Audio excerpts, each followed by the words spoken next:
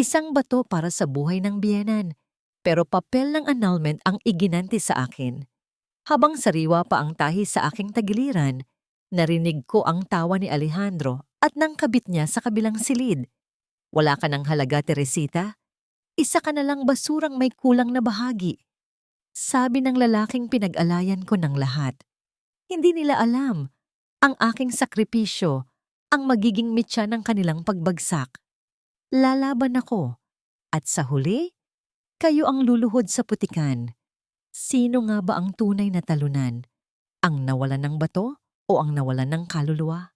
Pirma mo na ito, Teresita. Huwag mo nang pahabain pa ang usapan dahil wala na ring saysay ang anumang luha na ilalabas mo. Ang boses ni Alejandro ay parang hiwa ng malamig na bakal na bumaon sa pandinig ni Teresita. Mas masakit pa kaysa sa sariwang tahi na tila binabaklas sa kanyang tagiliran. Inilapag ng lalaki ang isang makapal na sobre sa ibabaw ng puting kumot ng ospital. Ang mga papel na naroon ay tila mga anino ng kamatayang humihingi ng kanyang lagda. Sa kabilang dulo ng silid, nakatayo si Doña Caridad. Maayos ang pagkakaayos ng buhok at suot ang kanyang mamahaling perlas habang nakatingin sa kanyang manugang na tila isang maruming basahan na katatapos lang gamitin.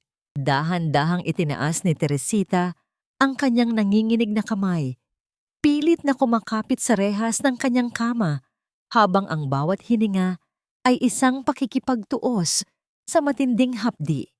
Sa kanyang kandungan, nakapatong ang isang maliit na balabal na kulay asul na tinatapos niyang niniting para sana sa paggaling ng kanyang biyenan. Akala niya, ang pagbibigay ng isang bahagi ng kanyang sariling laman ang magiging tulay upang tanggapin siya ng pamilyang ito. Akala niya, sa pagkawala ng kanyang bato, ay mabubuo ang butas sa puso ni Doña Caridad para sa kanya. Ngunit ang boses ng matanda ay muling umalingaw-ngaw, puno ng pangungutya at kawalang puso. Huwag kang tumingin sa amin na tila ikaw ang biktima rito, Teresita.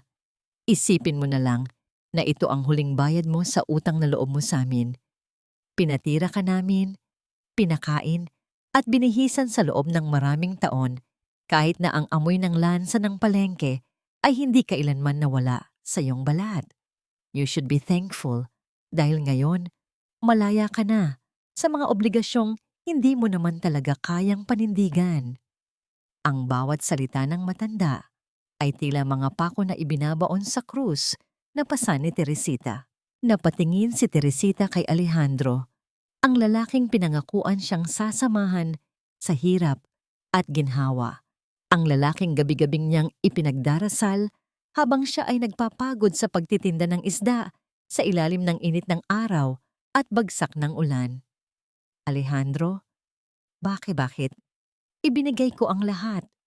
Halos mamatay ako sa loob ng silid operasyong yon para lang mabuhay ang nanay mo. Ito ba ang halaga ng buhay ko para sa inyo?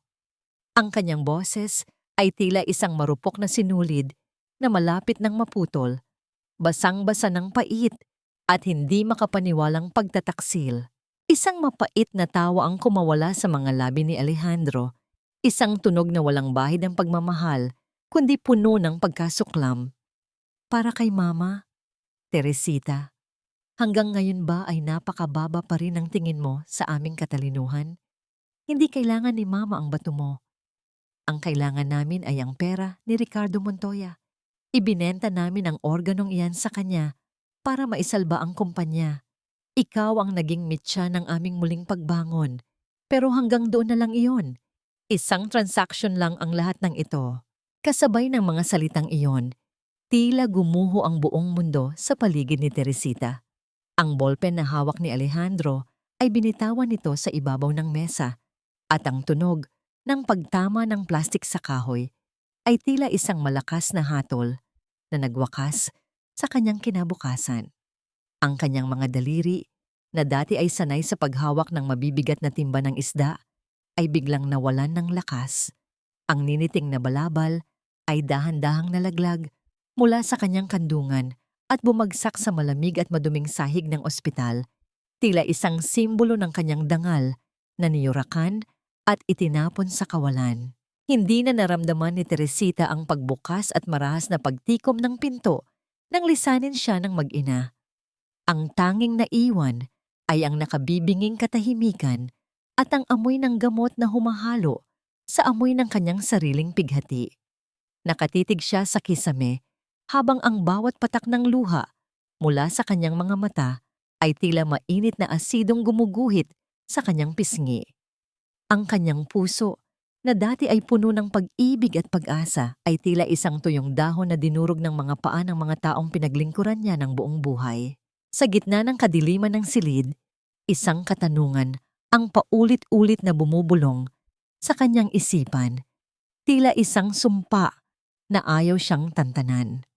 Kung ang laman at dugo ay hindi sapat upang bayaran ng isang utang na loob na kailanman ay hindi niya naman ginusto, ano pa ang matitira sa isang babaeng ninakawan na ng bahagi ng kanyang katawan at ngayon ay pinagkaitan pa ng kanyang kaluluwa? Sa kanyang pag-iisa, habang ang tahi sa kanyang tagiliran ay tila nagnininga sa hapdi, unti-unting namuo ang isang malamig na determinasyon sa kanyang nagdidilim na paningin. Ang bawat pag-ikot ng gulong ng wheelchair ay tila isang pag-ukit ng kahihiyan sa pagkatao ni Teresita habang itinataboy siya palabas ng gusaling. Dapat sana ay naging saksi ng kanyang kabayanihan. Ang malamig na hanging dala ng paparating na ulan ay agad na yumakap sa kanyang manipis na katawan, nanunuot sa kanyang mga buto at nagpapaalala sa kanya na wala na siyang proteksyon, wala na siyang sandigan. Ang mga nurse na dati ay magalang sa kanya nang akala nilang siya ay bahagi ng mayamang pamilya, Cruz, ay hindi naman lamang makatingin sa kanyang mga mata. Abala sa pag-iwas habang dahan-dahang itinigil ng gwardiya ang kanyang wheelchair sa gilid ng kalsada. Pasensya na, Mrs., pero kailangan nyo na pong umalis. May bago na pong gagamit ng kwarto nyo at wala na pong nag-asikaso ng extension ng inyong pananatili. Ang sabi ng lalaking nakauniporme. Ang boses ay walang bakas ng awa. Tila isang mekanismong sumusunod lamang sa utos. Isang maliit na plastic na bag na naglalaman ng kanyang iilang gamit ang inilagay sa kanyang kandungan bago siya dahan-dahang inalalayan na tumayo sa kanyang sariling mga paa. Ang hapdi sa kanyang tagiliran ay muling nagliyab, tila isang nagniningas na uling na ibinaon sa kanyang laman, dahilan upang mapakapit siya sa malamig na poste ng ilaw sa labas ng ospital. Hindi pa man nakalalayo ang anino ng ospital, sa kanyang paningin ay nagsimula na ang pagbagsak ng ulan. Ang mga butil ng tubig ay tila maliliit na hagupit ng latigo sa kanyang lagnat na katawan. Ang bawat hakbang ni Teresita ay isang pakikipagsapalaran sa madulas na semento. Ang kanyang mga tsinelas ay tila gustong kumalas sa kanyang mga paa habang nilalakad niya ang daan patungo sa tanging lugar na alam niyang tatanggap sa kanya, ang palengke. Doon, sa pagitan ng mga bakanting pwesto at amoy ng lansa, siya ay naging isang anino sa gitna ng unos, isang babaeng nawalan ng lahat, ngunit pilit na humihinga para sa bukas na hindi niya tiyak kung darating pa. Diyos ko, Teresita, anong nangyari sa iyo, anak?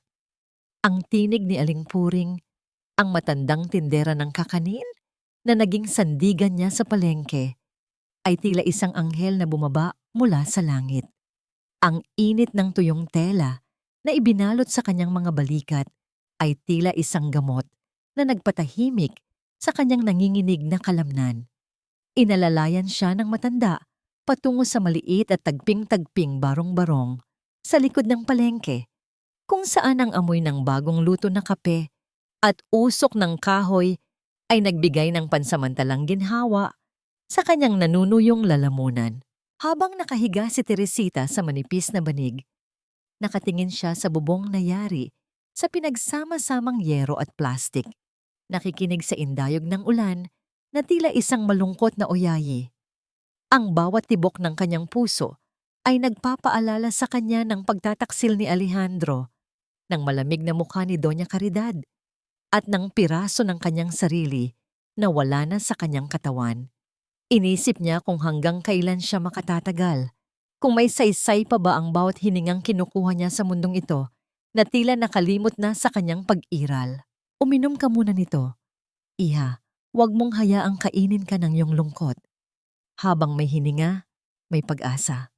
Bulong ni Aling Puring habang dahan-dahang hinihilod ang kanyang mga paa na puno ng putik mula sa kalsada.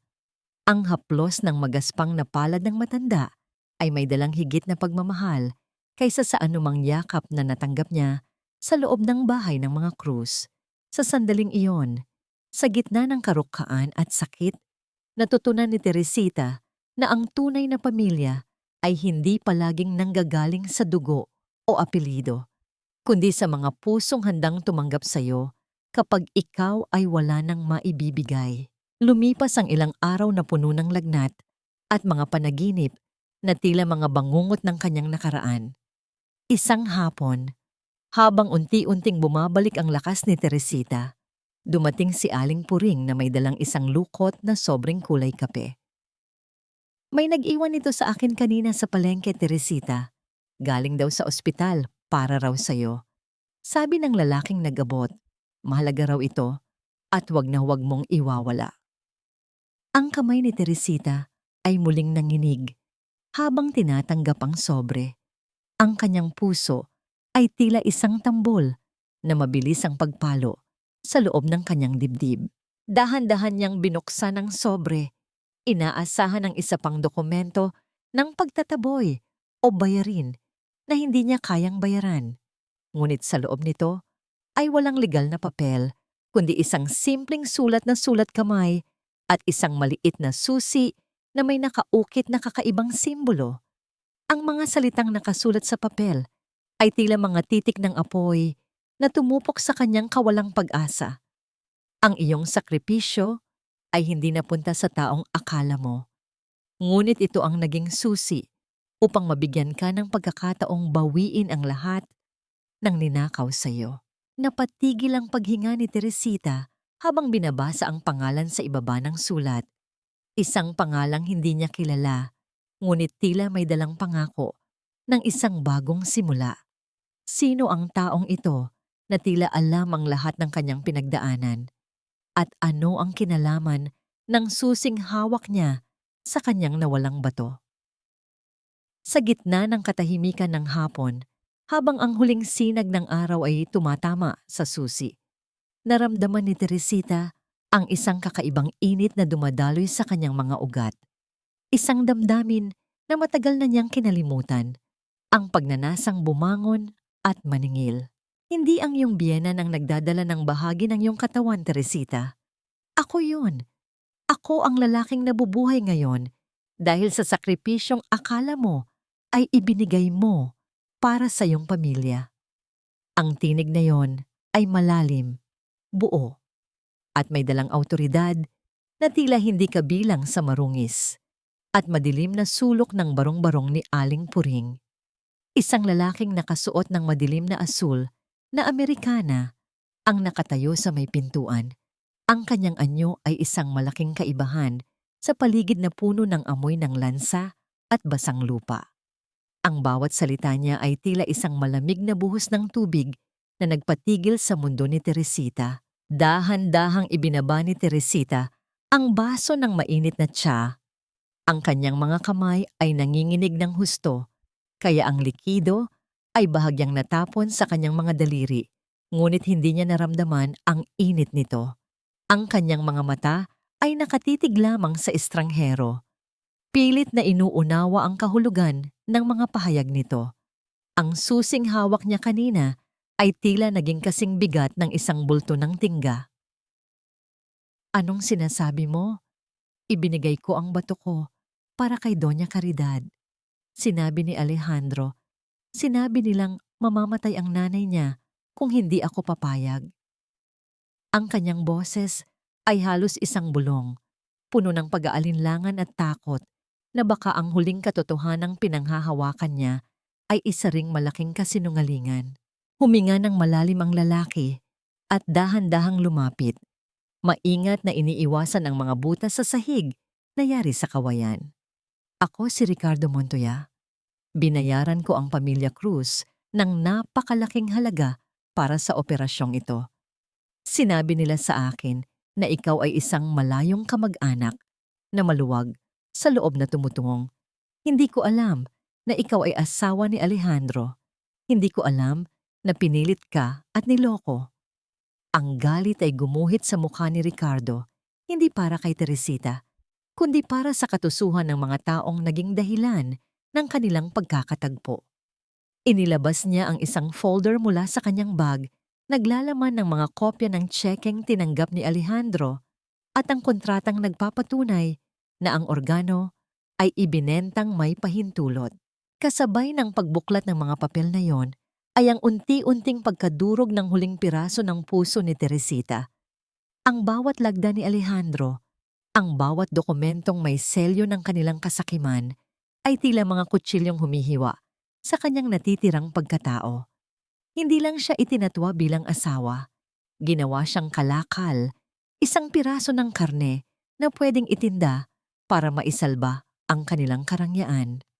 Ang hapdi sa kanyang tagiliran ay tila naging isang apoy na kumalat sa kanyang buong katawan, na naging isang matinding puot na hindi niya kailanman inakalang kaya niyang maramdaman. Niloko nila ako. Ginawa nilang puhunan ng buhay ko. Ang tanging nasabi ni Teresita bago siya napasandal sa dingding, ang kanyang mga mata ay nanunuyo sa tindi ng sakit. Wala nang luhang lumalabas dahil tila natuyo na ang lahat ng balon ng kanyang pighati. Ang katahimikan sa loob ng maliit na dampa ay nabasag lamang ng malayo at paos na hiyaw ng mga tinderong nagsisimula nang magligpit sa palengke. Isang paalala na ang buhay sa labas ay patuloy na gumagalaw habang ang kanyang mundo ay tuluyan ng huminto. Tiningnan ni Ricardo ang babaeng nasa harap niya. Isang babaeng payat, mukhang matanda sa tunay na edad dahil sa hirap, ngunit may mga matang nagpapakita ng isang uri ng tatag na hindi matatagpuan sa mga taong lumaki sa ginhawa. Nandito ako, hindi para humingi ng tawad, dahil alam kong hindi sapat ang anumang salita para sa ginawa nila sa'yo. Nandito ako dahil ang buhay na ibinigay mo sa akin ay hindi dapat masayang sa putikang ito. Teresita, you have a choice. Maari kang manatili rito at hintayin na tuluyan kang ubusin ng iyong galit, o maari kang sumama sa akin at matutong bawiin ang bawat sentimo at bawat patak ng dugo na kinuha nila sa iyo. Tumingala si Teresita. Ang kanyang paningin ay nagtagpo sa seryoso at tapat na mga mata ni Ricardo. Sa sandaling iyon, naramdaman niya ang bigat ng susi sa loob ng kanyang palad. Ang susing tila nagbukas ng isang pinto sa loob ng kanyang isipan na dati ay sarado. Ang imahe ni Alejandro na nakangiti habang hawak ang divorce papers at ang mapang-aping mukha ni Doña Caridad ay naglaro sa kanyang gunita. Tila isang apoy na nagbibigay ng liwanag sa madilim na landas na nais niyang tahakin. Bakit mo ito ginagawa? Bakit mo ako tutulungan? Tanong ni Teresita. Ang kanyang boses ay mas matatag na ngayon. Wala na ang panginginig ng isang biktima. Ang pag-aalinlangan ay napalitan ng isang mapanganib na uri ng determinasyon. Isang bahagyang ngiti ang sumilay sa mga labi ni Ricardo. Isang ngiting puno ng pait at pag-unawa. Dahil ang bahagi mo na nasa loob ko ay hindi papayag na ang tunay na may-ari nito ay mabulok sa kawalan. I don't give handouts, Teresita. I invest in people with nothing to lose. At sa tingin ko, ikaw ang pinakamahalagang investment na gagawin ko sa buhay ko. Iniabot niya ang kanyang kamay, isang tahimik na paanyaya na lisanin ng kahapon at yakapin ang isang bukas na puno ng paghihiganti at pagbawi. Dahan-dahang itinaas ni Teresita ang kanyang kamay at ipinatong ito sa palad ni Ricardo. Ang init ng ugnayang iyon ay tila isang sumpa at isang pangako. Sa labas, ang ulan ay tuluyan ng tumigil, na pinalitan ng isang malamig na katahimikan na tila naghihintay sa susunod na kabanata ng kanyang pagbabago. Ngunit sa likod ng kanyang mga mata Isang tanong ang nananatiling nakabitin. Sapat ba ang pagtuturo ng isang bilyonaryo upang ang isang babaeng galing sa lansa ng palengke ay makayanan ang tindi ng laro sa mundo ng mga krus? O baka sa dulo ng landas na ito ay mas malalang uri ng pagkawasak ang naghihintay sa kanya? Ang marangyang silid na kinalalagyan ni Teresita ay tila isang panaginip na ayaw niyang gisingin. Ngunit ang bawat malambot na hibla ng kumot at ang bango ng sariwang lavender sa hangin ay nagpapaalala sa kanya na siya ay isang dayuhan sa mundong ito. Sa loob ng ilang araw mula nang lisanin niya ang dampa ni Aling Puring, ang buhay niya ay napuno ng katahimikan, isang uri ng katahimikan na hindi niya kailanman naramdaman sa maingay at magulong palengke. Ngunit sa likod ng marangyang pader ng villa ni Ricardo, ang kanyang isipan ay tila isang dagat na hindi humuhupa ang bagyo. Isang umaga, natagpuan ni Teresita ang sarili sa harap ng isang malaking salamin. Ito ang unang pagkakataon na hinarap niya ang kanyang sariling refleksyon nang walang pagmamadali. Dahan-dahan niyang itinaas ang kanyang manipis na sando upang tingnan ang mahabang tahi sa kanyang tagiliran. Ang balat doon ay mapula pa, isang magaspang na paalala ng bahagi ng kanyang sarili na ninakaw. Hinaplos niya ang peklat at sa bawat pagdampi ng kanyang daliri, tila bumabalik ang boses ni Doña Caridad na tinatawag siyang walang silbi. Ang bawat luhang pumatak sa kanyang pisngi ay tila isang sumpa na nanunuot sa kanyang sugat. Huwag mong tingnan ang peklat na yan bilang tanda ng iyong pagkatalo, Teresta. Tingnan mo yan bilang resibo ng lahat ng dapat nilang bayaran sa iyo. Ang boses ni Ricardo ay nanggaling sa pintuan. Hindi siya pumasok. Nanatiling nakatayo sa labas bilang paggalang, ngunit ang kanyang mga salita ay tila isang balabal na nagbigay ng proteksyon sa nanginginig na balikat ng babae. Agad na ibinaba ni Teresita ang kanyang damit. Ang kanyang mukha ay nag-init sa hiya. I don't know if I can do this, Ricardo. Minsan, kapag nakapikit ako, pakiramdam ko ay nasa palengke pa rin ako, nagbibilang ng barya at humihingi ng tawad sa mga taong hindi ko naman nagawa ng masama. Baka hanggang doon lang talaga ako. Ang kanyang boses ay puno ng pag-aalinlangan. Ang bigat ng kanyang nakaraan ay tila isang kadena na ayaw siyang pakawalan. Lumapit si Ricardo at inilapag ang isang makapal na folder sa ibabaw ng mesa. Ang pagbabago ay hindi nagsisimula sa labas, kundi sa kung paano mo tinitingnan ang iyong sarili. Mula ngayong araw, hindi ka na si Teresita na asawa ni Alejandro Cruz. Ikaw ay isang babaeng nag-aaral kung paano bawiin ang kanyang kaharian. Ipinakita niya ang mga dokumento tungkol sa pananalapi, mga ulat ng merkado, at mga pangalan ng mga taong kailangang makilala ni Teresita. Tuturuan kita kung paano magsalita, kung paano tumingin, at kung paano basahin ang kasakiman sa mata ng ibang tao. Pero ang determinasyon na bumangon, iyan ay dapat manggaling sa'yo. Ang mga sumunod na buwan ay naging isang mahabang proseso ng pagpapakasakit at pag-aaral. Ang bawat pahina ng aklat na binabasa ni Teresita ay tila isang bundok na kailangang akyatin. Minsan, sa gitna ng gabi ang kanyang ulo ay tila sasabog sa tindi ng impormasyong kailangang isaulo. Ang kanyang mga kamay, na dati ay magaspang at amoy lansa, ay dahan-dahang lumambot dahil sa mga mamahaling langis, ngunit ang kanyang puso ay unti-unti ring tumitigas. Natututunan niyang itago ang kanyang emosyon sa likod ng isang malamig at kalmadong mukha, isang maskara na binuo upang protektahan ang kanyang natitirang dangal. Isang gabi, habang nagpapahinga sa balkonahe, binuksan ni Teresita ang telebisyon sa maliit na silid.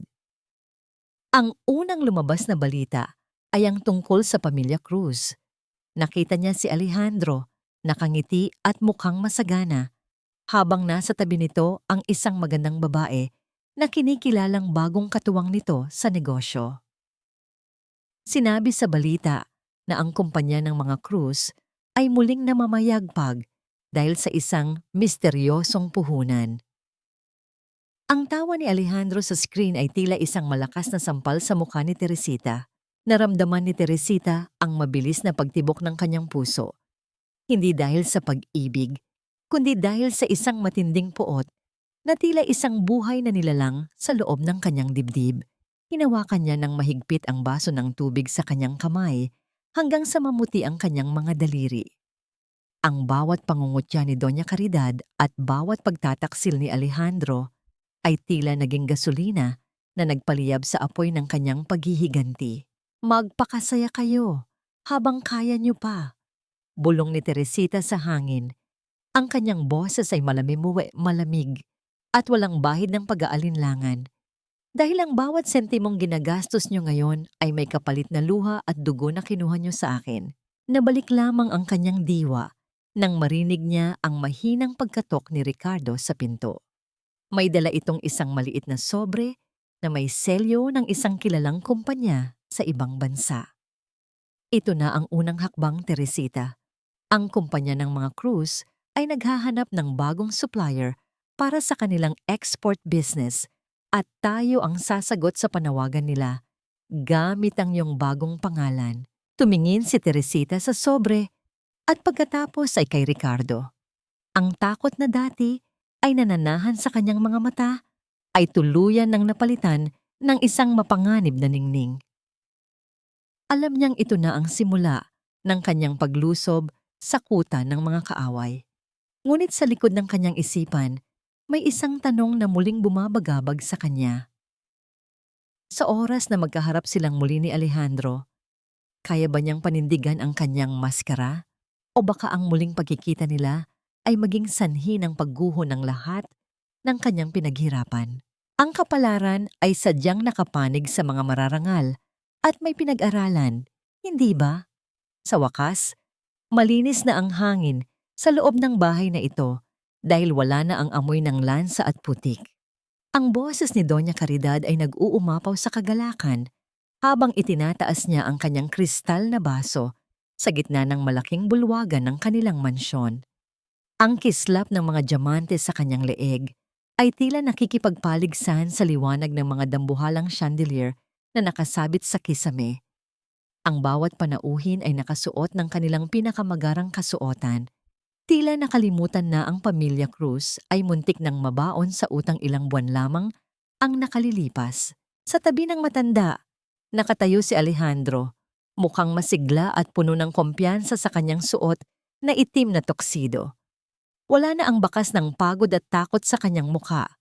Sa kanyang braso ay nakakapit ang isang magandang babae na nagngangalang Cassandra, isang kilalang interior designer mula sa isang mayamang angkan.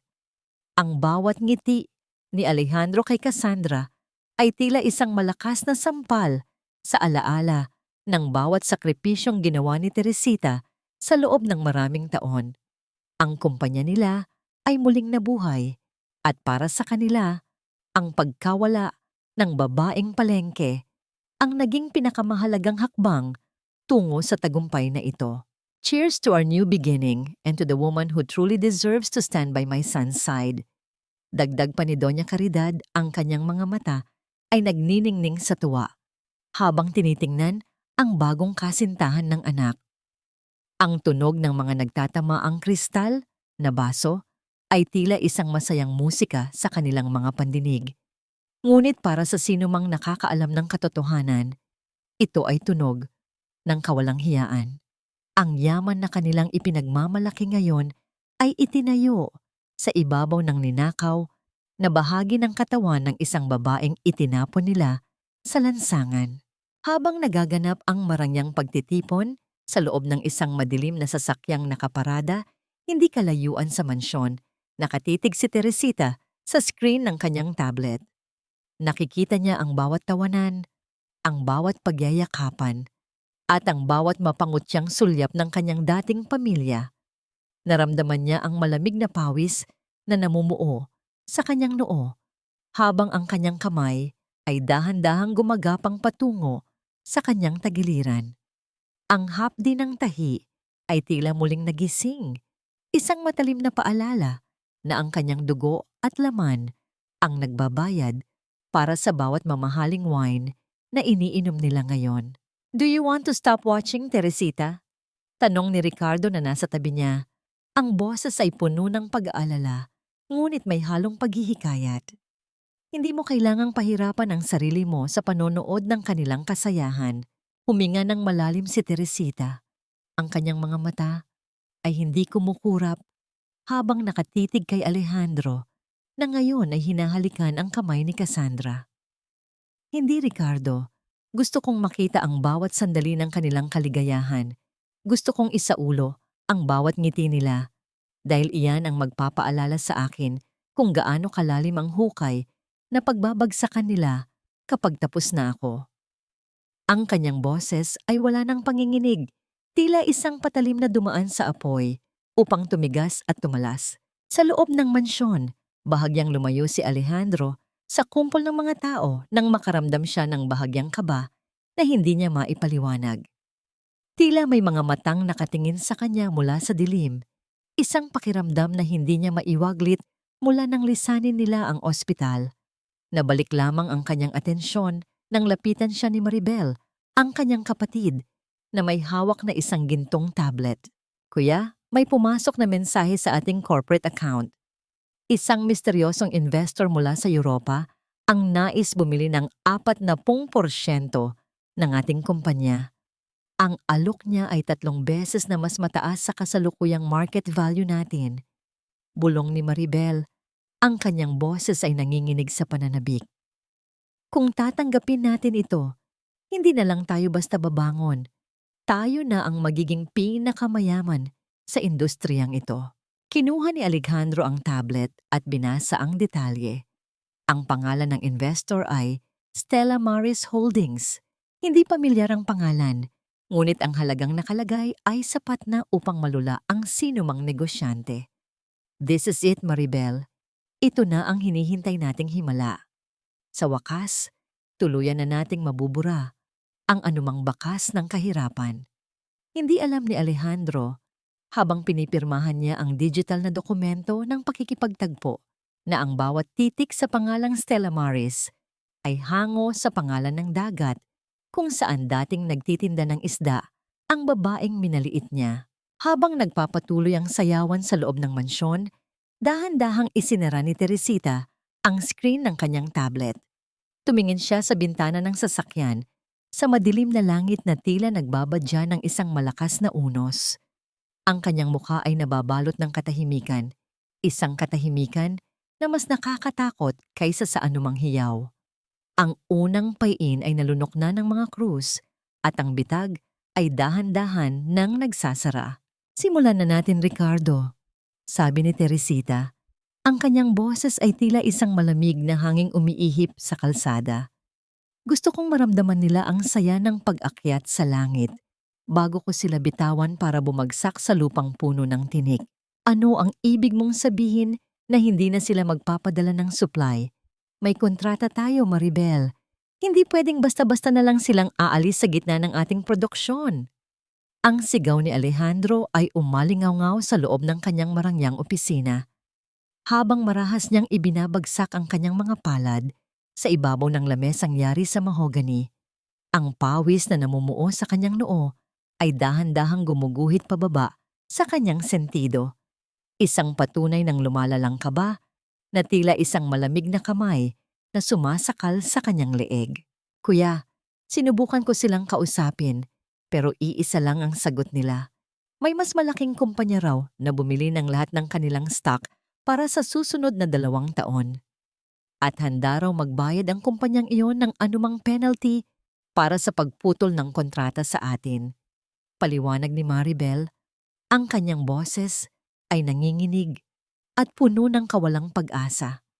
Ang katahimikan na sumunod ay tila isang mabigat na kumot na bumalot sa kanila, habang ang tanging naririnig ay ang mabilis at malalim na paghinga ni Alejandro. Hindi nila alam, ilang kilometro lamang ang layo mula sa kanilang gusali. Nakatayo si Teresita sa harap ng isang malawak na bintana sa opisina ni Ricardo. Nakasuot siya ng isang pasadyang itim na terno na tila yumayakap sa kanyang mas malusog at mas matatag na pangangatawan.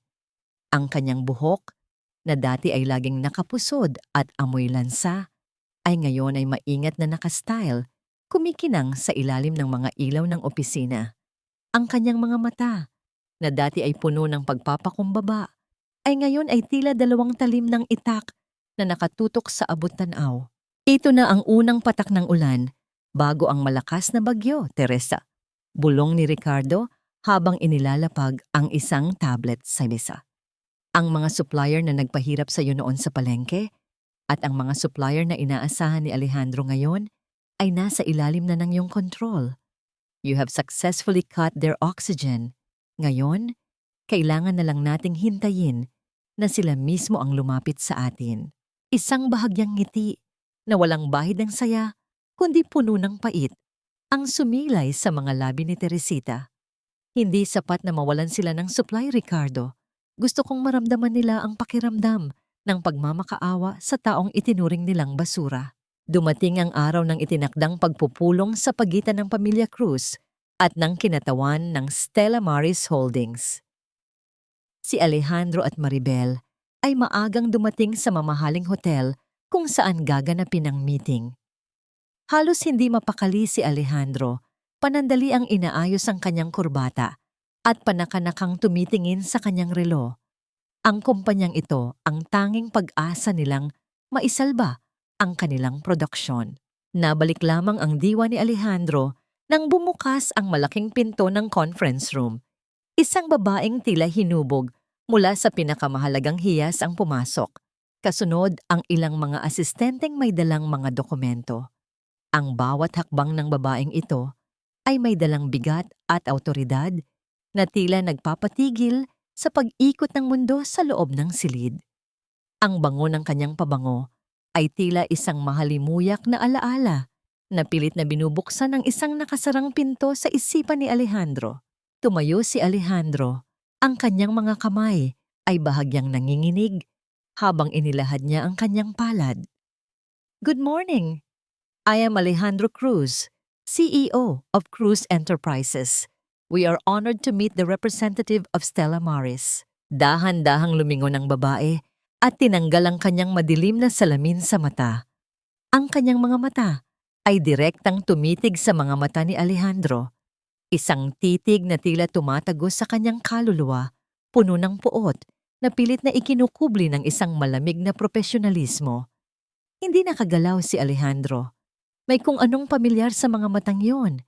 Isang bagay na nagpapaalala sa kanya ng isang malamig na silid sa ospital at isang babaeng iniwan niya sa gitna ng ulan. Ngunit ang babaeng nasa harap niya ay mukhang isang reyna, malayo sa babaeng palengke na kanyang minaliit. I am Stella Morales. Ang boses ni Teresita ay tila isang malamig na hanging umiihip sa loob ng silid.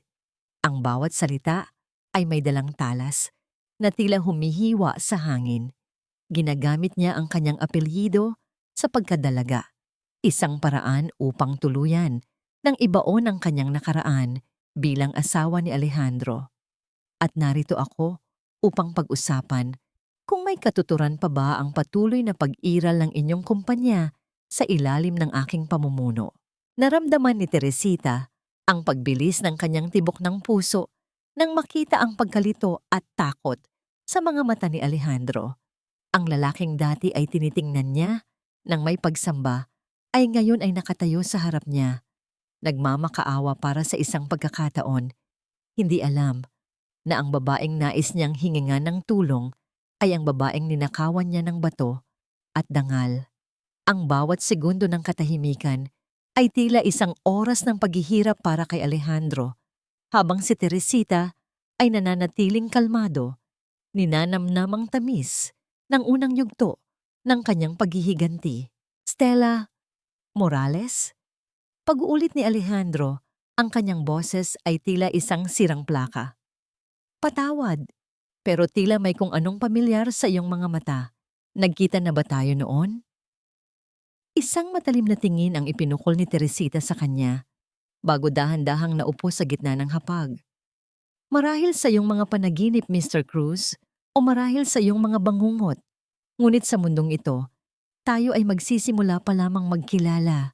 At tinitiyak ko sa'yo, hindi mo malilimutan ang pagtatagpong ito. Habang inilalapag ni Teresita ang mga dokumento sa mesa, isang katanungan ang pumasok sa kanyang isipan. Tila isang tinik na tumutusok sa kanyang dibdib. Hanggang kailan niya kayang panatilihin ang kanyang maskara bago tuluyang sumabog ang galit na matagal na niyang kinikimkim, at ano ang gagawin ni Alejandro kapag nalaman niyang ang tagapagligtas na kanyang inaasahan ay ang babaeng itinuring niyang basura. Ang bawat paghampas ng mga alon sa pampang ay tila isang malungkot na awit na bumubuhay sa mga alaalang pilit ng ibinaon ni Teresita sa ilalim ng limot. Sa balkonahe ng kanyang silid sa isang marangyang resort, nakatitig siya sa malawak at madilim na dagat, kung saan ang tanging liwanag ay ang refleksyon ng buwan sa tubig. Ang hanging dala ng dagat ay may kasamang amoy ng alat at lansa, isang amoy na dati ay bahagi ng kanyang pang-araw-araw na buhay, ngunit ngayon ay tila isang multong humahabol sa kanya sa gitna ng karangyaan. Dahan-dahang humawak si Teresita sa kanyang tagiliran, ang bahagi ng kanyang katawan na tila kumikirot sa tuwing sasapit ang gabi. Naalala niya ang isang gabi, maraming taon na ang nakalilipas, sa pampang din ng dagat na ito. Magkahawak kamay sila ni Alejandro, habang ang lalaki ay nangangako sa kanya sa ilalim ng mga bituin. Teresita, balang araw, hindi ka na magbibilang ng barya sa palengke. Itatayo ko ang pinakamalaking mansyon para sa'yo at hinding-hindi ka na makararamdam ng pagod. Ang bulong ni Alejandro noon, ang boses ay puno ng tamis at pangako. Ang bawat salitang yon ay tila mga hiyas na itinanim ni Teresita sa kanyang puso. Hindi alam na ang mga ito ay magiging mga tinik na susugat sa kanya sa huli. Ang bawat pangako ay naging isang kasinungalingan at ang mansyong pangarap nila ay itinayo ni Alejandro hindi para sa kanya, kundi para sa sarili nito gamit ang kanyang sakripisyo. Naramdaman ni Teresita ang pag-init ng kanyang mga mata, isang pamilyar na bigat sa kanyang dibdib na tila gustong sumabog.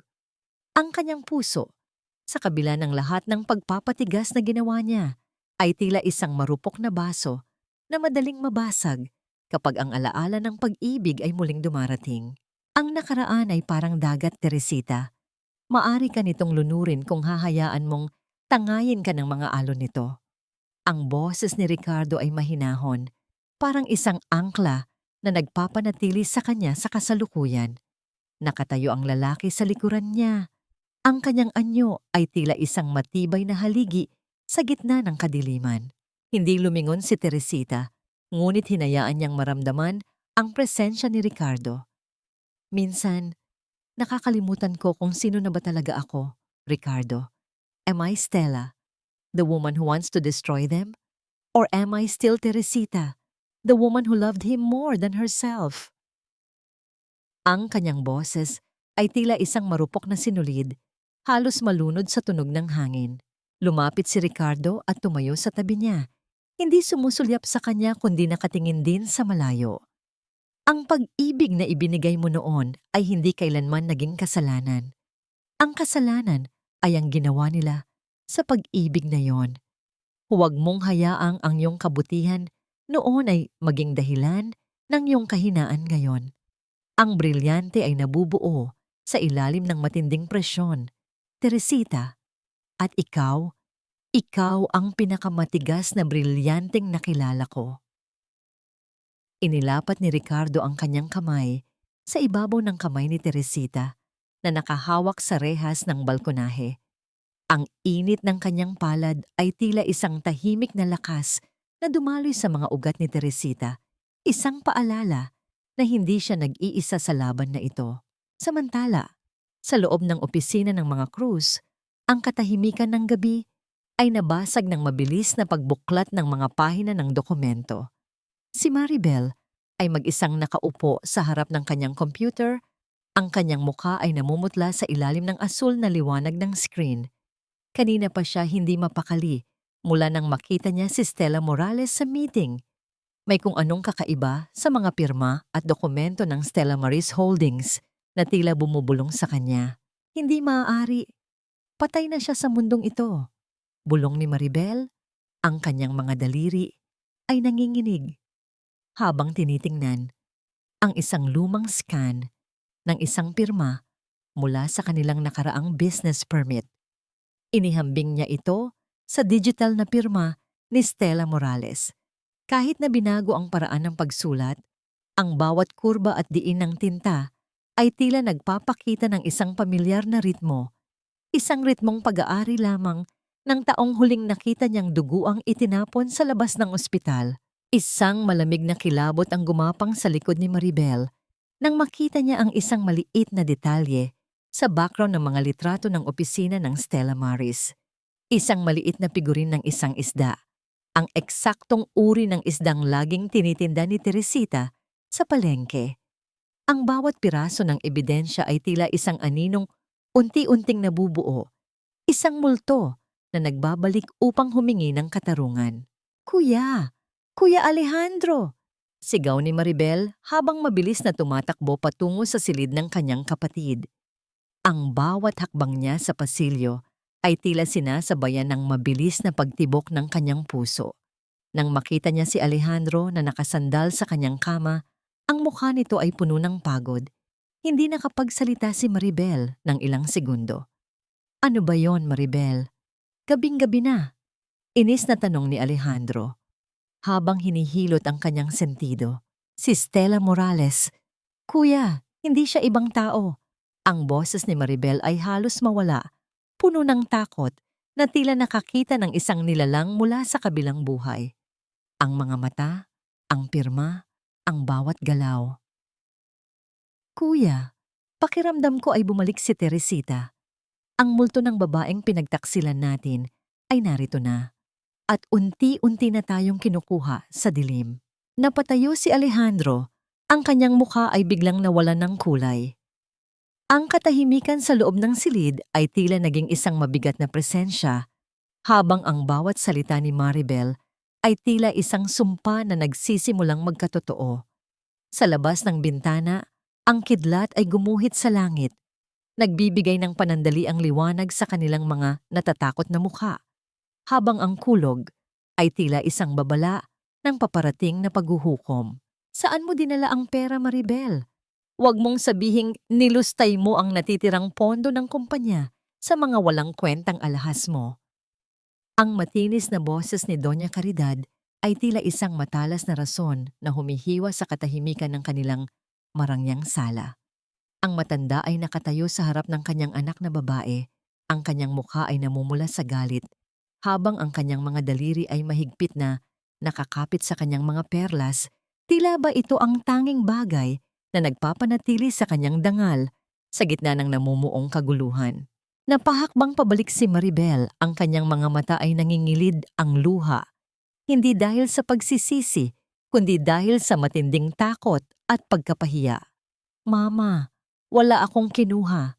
Sinabi ko na sa inyo, ang Stella Maris Holdings. Unti-unti nilang hinihigop ang ating mga assets. Ang mga investments na akala natin ay ligtas, lahat iyon ay kontrolado na nila. Hindi ko alam kung paano nila nalaman ang ating mga sikretong account.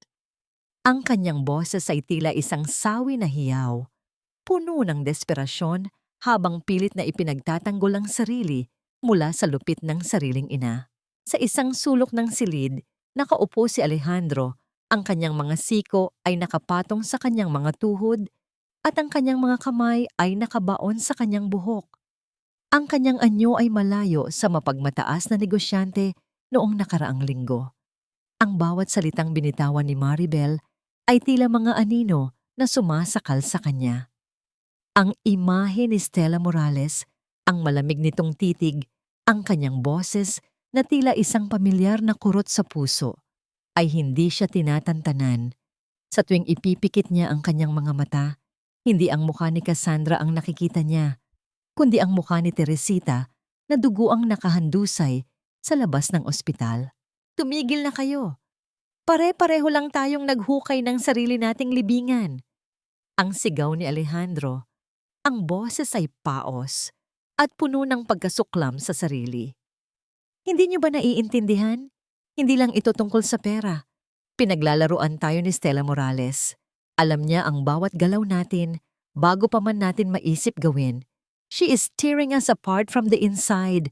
At kayo naman, nagpapadala sa bugso ng inyong kasakiman. Isang marahas na pagtikom ng pinto mula sa kusina ang nagpadala ng panginginig sa mga pader ng mansyon. Tanda ng pag-alis ng isa sa kanilang mga katulong na hindi na nakatanggap ng sahod. Ang dati ay bahay na puno ng tawanan at pagmamalaki ay tila naging isang malaking kabaong nagawa sa semento at ginto. Ang amoy ng mamahaling pabango ni Doña Caridad ay humahalo na sa amoy ng alikabok at kapabayaan, isang mabilis na pagguho ng toreng buhangin na itinayo nila sa kasinungalingan. Hindi ko ito papayagan. Ako si Doña Caridad Cruz. Hindi tayo pwedeng bumagsak dahil lang sa isang babaeng hindi natin kilala. Ang bulyaw ng matanda, habang pilit na itinataas ang kanyang baba, kahit na ang kanyang mga kamay ay hindi na tumitigil sa panginginig. Ang kanyang pagiging matapobre ay tila isang baluti na unti-unti nang nababasag sa harap ng realidad na wala na silang kapangyarihan. Nabalik lamang ang kanilang atensyon nang marinig ang isang serye ng malalakas na paghampas sa kanilang pangunahing pinto. Ang tunog ay tila isang hatol na nagmumula sa labas, matigas at walang kompromiso. Nagkatinginan ang mag-ina, ang takot ay mabilis na gumuhit sa kanilang mga mukha. Si Alejandro ay dahan-dahang tumayo. Ang kanyang bawat hakbang patungo sa pinto ay tila isang paglapit sa sariling bitayan. Nang buksan niya ang pinto, hindi ang kanyang mga kaibigan o kasosyo ang bumungad sa kanya. Isang lalaking nakasuot ng barong at may hawak na opisyal na dokumento ang nakatayo roon. Ang mukha ay seryoso at walang emosyon. Sa labas, ang mga ilaw ng sasakyan ng pulis ay nagbibigay ng pabitla-bitlang liwanag sa madilim na kalsada, tila mga mata ng katarungang naghihintay sa dilim. Mr. Alejandro Cruz, I am here to serve a subpoena for you, your mother, and your sister. Ang boses ng lalaki ay malamig at formal. You are being summoned for an investigation regarding illegal organ trafficking, financial fraud, and tax evasion. Marapat lamang na sumama kayo sa amin para sa inyong mga pahayag. Ang dokumentong iniabot ng lalaki ay tila isang nagniningas na papel sa kamay ni Alejandro. Ang pangalang nakasulat sa ibaba bilang pangunahing saksi at complainant ay tila isang huling hampas ng kidlat na tumupok sa kanyang natitirang lakas. Teresita Morales Montoya. Napaluhod si Alejandro sa harap ng pintuan. Ang subpena ay dahan-dahang nalaglag sa sahig, tila isang tuyong dahon sa gitna ng unos. Sa kanyang likuran, ang hiyaw ng kanyang ina at ang iyak ni Maribel ay naging isang malabong ingay na lamang. Ang lahat ng kanyang binuo, ang lahat ng kanyang ninakaw, ay naglaho sa loob ng isang sandali. Isang katanungan ang pilit na lumalabas sa kanyang nanginginig na mga labi. Paano naging isang Montoya ang babaeng itinapon niya sa putikan? At hanggang saan aabot ang lupit ng paghihiganti ng isang pusong minsan niyang dinurog? Tapos na ang pagtatago sa likod ng mga anino, Alejandro. Narito na ako upang singilin ang bawat patak ng luhang hinayaan mong umagos mula sa aking mga mata habang ako ay naghihingalo sa labas ng ospital. Ang boses ni Teresita ay tila isang malamig na hanging umiihip sa loob ng magulo at madilim na opisina ni Alejandro. Ang mga papel na nakakalat sa sahig at ang amoy ng alak na humahalo sa amoy ng takot ay tila mga saksi sa tuluyang pagbagsak ng kaharian ng mga Cruz. Nakatayo si Teresita sa may pintuan. Ang kanyang anyo ay tila isang makinang nahiyas sa gitna ng isang gumuguhit na basurahan.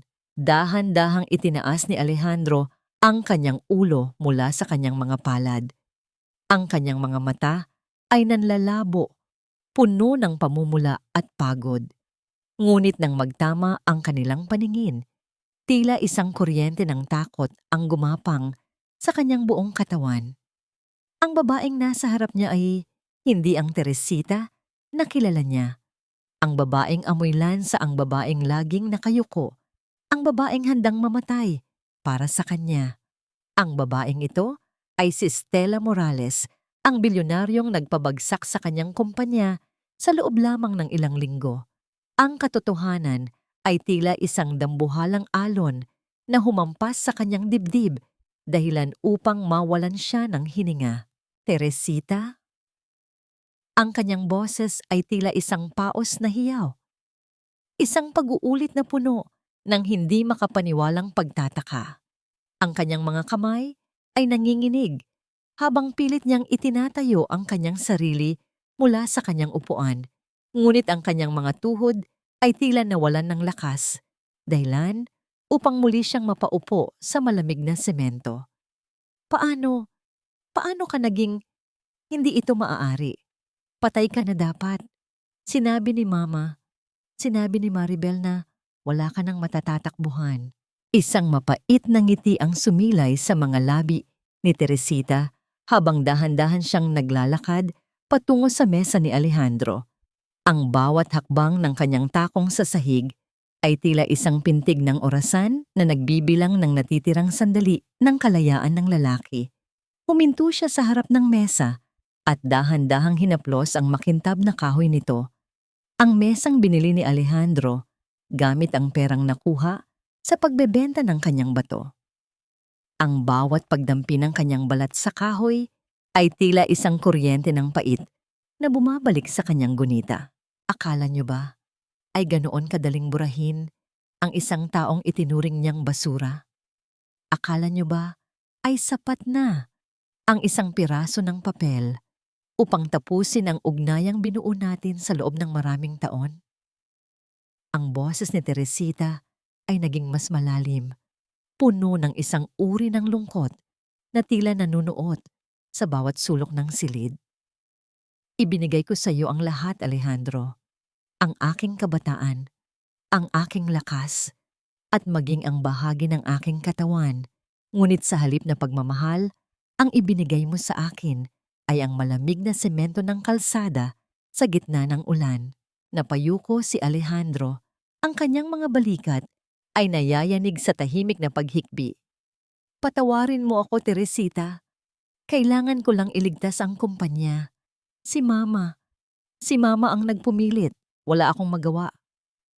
Ang kanyang mga dahilan ay tila mga tuyong dahon na madaling tangayin ng hangin.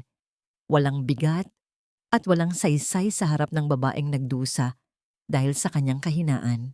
Lumapit palalo si Teresita. Sapat na upang maamoy ni Alejandro ang kanyang mamahaling pabango na tila isang paalala ng layo ng kanilang narating. Dahan-dahang iniyuko ni Teresita ang kanyang mukha, malapit sa tenga ni Alejandro, at ang kanyang susunod na mga salita ay tila isang lason na dahan-dahang pumatay sa natitirang pag-asa ng lalaki. Hindi mo ba ako yayakapin, asawa ko? Dala ko ang kabayaran sa piraso ng katawan na kinuha mo. Inilabas ni Teresita ang isang tseke mula sa kanyang bag. Isang tseke na may halagang sapat upang bayaran ang lahat ng utang ng mga krus. Ngunit may nakasulat na kondisyon sa likod nito na tila isang huling hatol ng kamatayan para sa kanilang dangal. Ang perang ito ang magliligtas sa iyo sa kulungan. Ngunit kapalit nito ay ang iyong pangalan, ang iyong mansyon, at ang bawat sentimo ng inyong natitirang yaman, magiging kasing pulubi ka ng isang tinderong walang pwesto sa palengke. Napaangat ng tingin si Alejandro. Ang takot sa kanyang mga mata ay napalitan ng isang matinding kawalang pag-asa. Teresita, huwag mong gawin ito sa amin. Pamilya mo pa rin kami. Isang malamig na tawa ang kumawala sa mga labi ni Teresita. Isang tunog na walang bakas ng pag-ibig, kundi puno ng katarungan. Pamilya? Ang pamilya ay hindi nagbebenta ng laman ng kapwa-pamilya. Alejandro, ang pamilya ay hindi nagtatapon ng asawa sa gitna ng unos. Tumayo si Teresita ng tuwid at tinitigan ng lalaki ng may halong puot at awa. Pumili ka, Alejandro, ang iyong kalayaan o ang iyong kayamanan. Dahil sa mundong ito, hindi mo na maaring makuha ang pareho. Habang papalabas si Teresita ng opisina, narinig niya ang mahinang tunog ng pagbagsak ng katawan ni Alejandro sa sahig. Tila isang puno na pinutol ang mga ugat. Ngunit sa kabila ng tagumpay na ito, naramdaman ni Teresita ang isang kakaibang kirot sa kanyang tagiliran. Isang kirot na hindi na galing sa sugat ng operasyon, kundi mula sa isang katanungang tila ayaw siyang iwan. Sa oras na makuha na niya ang lahat ng ari-arian ng mga krus, mapupunan ba nito ang butas sa kanyang puso? O baka sa dulo ng paghihiganting ito ay mas matindi pang uri ng kalungkutan ang naghihintay sa kanya? Ang bawat hakbang ni Teresita pabalik sa mansyon ng mga krus ay tila isang paglalakad sa gitna ng mga alaala ng kanyang sariling pagkabilanggo. Ang malalaking pintuan na yari sa bakal, na dati ay tila mga bantay na nagbabawal sa kanya na maging tunay na bahagi ng pamilyang ito, ay dahan-dahang bumukas para sa kanya, hindi bilang isang alipin, kundi bilang bagong may-ari ng bawat bato at semento ng gusaling ito. Ang amoy ng mamahaling wax sa sahig at ang lamig ng aircon ay tila sumasalubong sa kanya ng may halong takot, isang tahimik na pagkilala sa babaeng dati nilang minaliit. Sa loob ng malawak na sala, nakaupo si Doña Caridad sa kanyang paboritong silya, ngunit wala na ang aura ng isang reyna. Ang kanyang mga kamay ay mahigpit na nakahawak sa kanyang rosaryo. Ang bawat butil nito ay tila isang huling hiling para sa himalang hindi na darating. Nang pumasok si Teresita, itinaas ng matanda ang kanyang baba. Pilit na ibinabalik ang kanyang mapang-aping anyo kahit na ang kanyang mga labi ay nanginginig sa takot. Sa tabi niya, si Alejandro ay nakayuko. Tila isang aninong nawalan na ng saysay sa gitna ng sariling tahanan. Teresita, akala mo ba ay natutuwa ako sa iyong ginagawa? Ang pagbabalik mo rito ng mayabang ay hindi nangangahulugang mas mataas ka na sa amin. Ang boses ni Doña Caridad ay paos, ngunit puno pa rin ng lasong pilit na ibinubuga. Huwag mong kakalimutan ang utang na loob mo sa pamilyang ito. Kung hindi dahil sa amin, nabulok ka na sa palengke. Kami ang nagbigay sa iyo ng pangalan. Kami ang nagpakain sa iyo noong wala kang kahit na ano. At ngayon, ito ba ang ganti mo? Ang nakawin ang lahat ng pinaghirapan namin. Isang bahagyang tawa na tila isang marupok na kristal na nabasag ang kumawala sa mga labi ni Teresita habang dahan-dahan siyang nauupo sa harap ng matanda. Utang na loob, Doña Caridad? Iyan ba ang huling sandata niyo laban sa akin? Ang kanyang mga mata ay nanatiling kalmado, ngunit ang bawat salita niya ay tila isang malamig na hampas ng hangin. Ibinigay ko ang aking buhay para sa inyo. Ipinagpalit ko ang aking katawan para sa inyong luho. Kung may utang na loob man na dapat bayaran, iyon ay ang utang ninyo sa bawat patak ng dugo ko na nawala dahil sa inyong kasakiman. Ang pagkain at damit na ibinigay nyo ay hindi sapat na pambayad sa isang buhay na muntik nyo nang kitilin. Inilapag ni Teresita ang isang makapal na kontrata sa mesa. Ang tunog ng papel sa ibabaw ng salamin ay tila isang huling hatol. Pirmahan nyo ito. Lahat ng ari-arian, lahat ng shares sa kumpanya, at maging ang mansyong ito ay ililipat sa pangalan ko. Bilang kapalit, gagamitin ko ang aking impluensya upang hindi kayo mabulok sa kulungan habang buhay. I will save you from the law, but I will strip you of your pride. Hindi mo ito magagawa. Mamamatay muna ako bago ko ibigay sa iyo ang bahay na ito. Ang sigaw ni Doña Caridad, ang kanyang mukha ay namumula na sa tindi ng presyo ng dugo. Ang kanyang mga mata ay nanlilisik sa galit. Pilit na ginagamit ang kanyang huling lakas upang takutin ang babaeng nasa harap niya. Ngunit hindi natinag si Teresita. Sa halip, dahan-dahan niyang inilabas ang isang maliit, luma, at tila itinagong dokumento mula sa kanyang bag. Isang dokumentong nakuha ni Ricardo mula sa madidilim na transaksyon ng mga krus sa likod ng ospital. Ang bawat pahina nito ay naglalaman ng mga petsa, pangalan, at halaga ng bawat organong dumaan sa kanilang mga kamay sa ilalim ng ilegal na bentahan. Ito ang smoking gun, ang ebidensyang hindi lang magpapakulong sa kanila, kundi sisira sa bawat hibla ng kanilang pangalan sa buong bansa. Nang makita ni Alejandro ang dokumento, tila nawalan siya ng kulay sa mukha. Alam niya kung ano ang nilalaman nito. Ang katotohanang hindi lang ang bato ni Teresita ang kanilang ibinenta, kundi marami pang iba na walang boses upang lumaban. "Mama, please, sign it." Ang bulong ni Alejandro, ang kanyang boses ay tila isang sawi na hiyaw ng isang taong tuluyan ng sumuko. She has everything.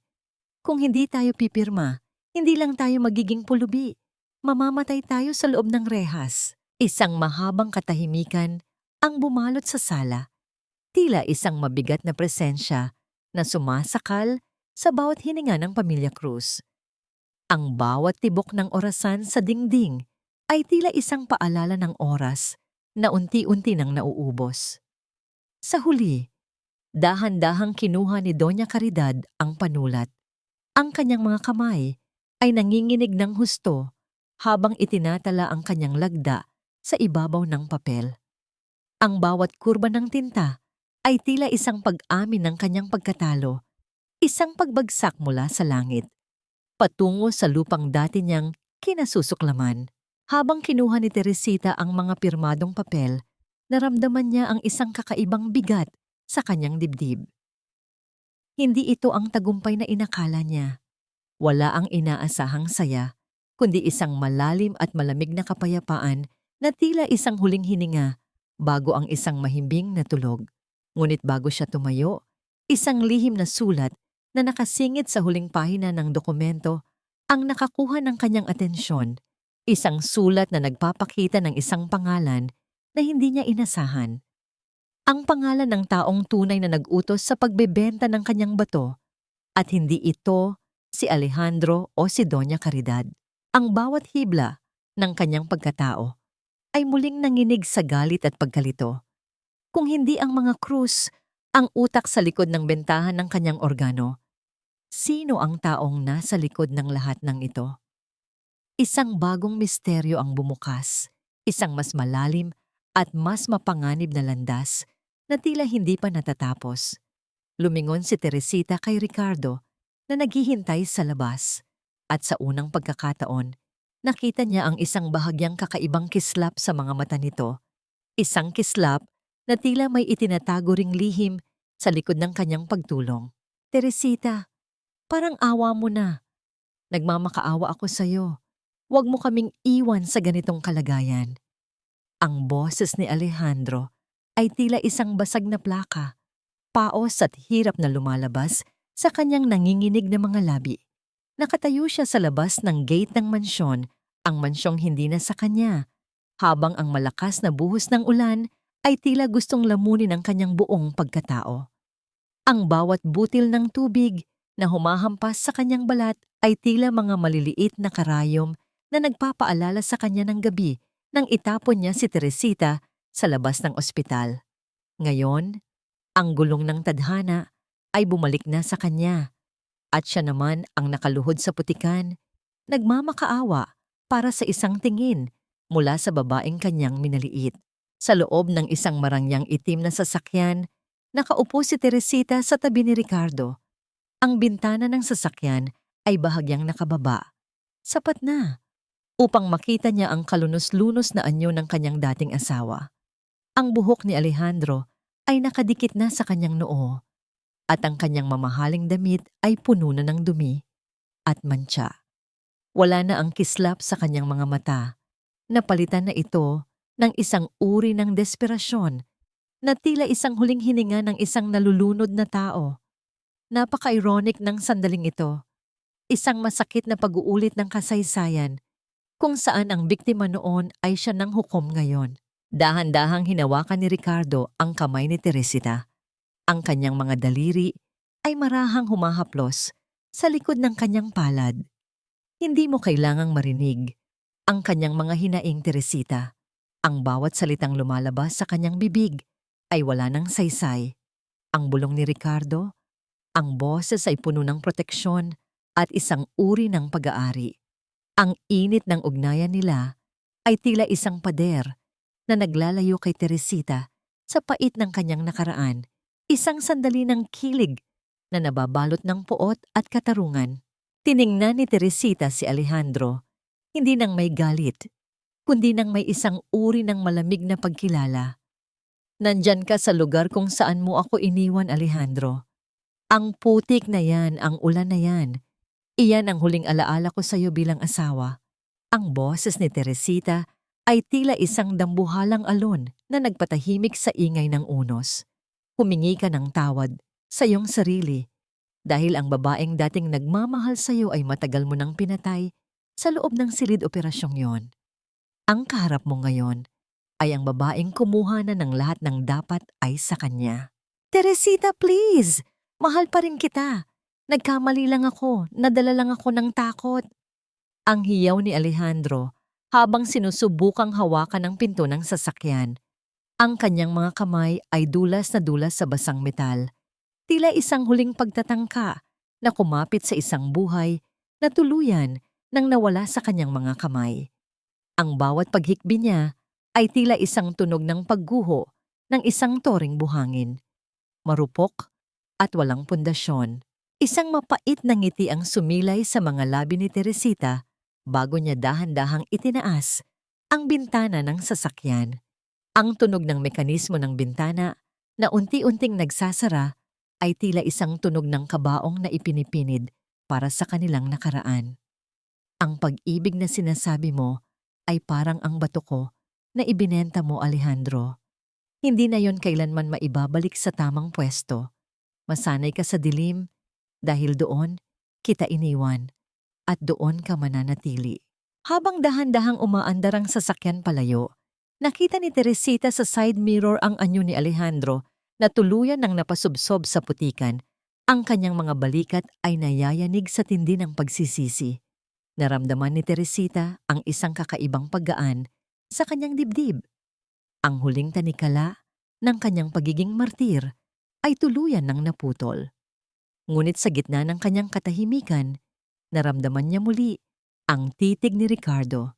Isang titig na tila naghihintay sa susunod niyang galaw. Nabalik lamang ang kanyang atensyon sa loob ng sasakyan nang marinig niya ang mahinang tunog ng isang mensaheng pumasok sa telepono ni Ricardo. Isang sulyap lamang, ngunit sapat na upang makita ni Teresita ang isang pamilyar na pangalan na muling lumabas, ang pangalang nakita niya sa lihim na dokumento kanina. Isang matinding kaba ang bumalot sa kanya nang mapagtanto niyang ang taong pinagkakatiwalaan niya ngayon ay maaaring may kinalaman din sa pinakamadilim na bahagi ng kanyang buhay. Sino yon, Ricardo? Tanong ni Teresita. Ang kanyang boses ay tila isang matalim na rason na humihiwa sa katahimikan ng sasakyan. Ang kanyang puso ay nagsisimulang tumibok ng mabilis, hindi dahil sa kilig, kundi dahil sa isang namumuong hinala na tila isang bagong unos na nagbabadyang sumabog. Tumingin si Ricardo sa kanya. Ang kanyang mukha ay nanatiling kalmado at misteryoso. Isang maskara na tila hindi kayang basahin ng sinuman. Wala ito, Teresita. Isang lumang kaibigan lamang na nais magbigay ng pahayag tungkol sa tagumpay mo. Ang kanyang nangiti ay tila isang perlas na maganda sa labas, ngunit sa loob ng mga mata nito, nakita ni Teresita ang isang anino ng nakaraan na tila hindi pa tapos maningil. Ang bawat segundong lumilipas ay tila isang paglapit sa isang katotohanang maaaring mas masakit pa kaysa sa pagtataksil ni Alejandro. Ang hangin sa loob ng malawak na conference room ay tila naging kasing lamig ng isang silid bangkay habang ang bawat mata ng mga miyembro ng board ay nakatitig sa malaking screen sa harap. Ang bawat pahinang lumalabas, mga lihim na ledger, mga litrato ng mga pekeng dokumento ng ospital, at ang mga records ng bilyon-bilyong halaga ng transaksyong hindi dumaan sa gobyerno ay tila mga piraso ng isang kabaong na dahan-dahang ipinipinid sa pamilya Cruz. Ang bawat bulungan ng mga tao sa loob ay tila tunog ng mga bubuyog na nagkakagulo. Isang ingay na unti-unting lumulunod sa huling hibla ng dangal ni Doña Caridad at Alejandro. Nakatayo si Teresita sa dulo ng mahabang mesa. Ang kanyang mga kamay ay mahigpit na nakahawak sa gilid ng kahoy. Tila ba ito ang tanging bagay na nagpapanatili sa kanya sa gitna ng unos? Ang kanyang mukha ay walang mababakas na emosyon, isang maskara ng yelo na nagkukubli sa nagniningas na apoy sa loob ng kanyang dibdib. Sa kabilang dulo, si Doña Caridad ay parang isang ibong nawalan ng pakpak. Ang kanyang mukha ay maputla pa sa kanyang mga suot na perlas, habang ang kanyang mga mata ay nanlilisik sa galit at takot. Ito ay paninirang puri. Isang malaking kasinungalingan ang lahat ng ito. Ang hiyaw ni Doña Caridad, ang boses, ay tila isang basag na kampana na pilit na umaalingaw-ngaw sa loob ng silid. Ang kanyang mga kamay ay nanginginig habang pilit na itinuturo ang screen. Sino ka ba sa akala mo, Stella Morales? Isang babaeng bigla na lang sumulpot para sirain ang aming pangalan. Wala kayong ebidensya. Lahat iyan ay gawa-gawa lamang ng inyong imahinasyon. Isang malamig na ngiti ang sumilay sa mga labi ni Teresita bago siya dahan-dahang lumakad patungo sa matanda. Ang bawat hakbang ng kanyang takong ay tila isang hatol ng kamatayan sa katahimikan ng silid.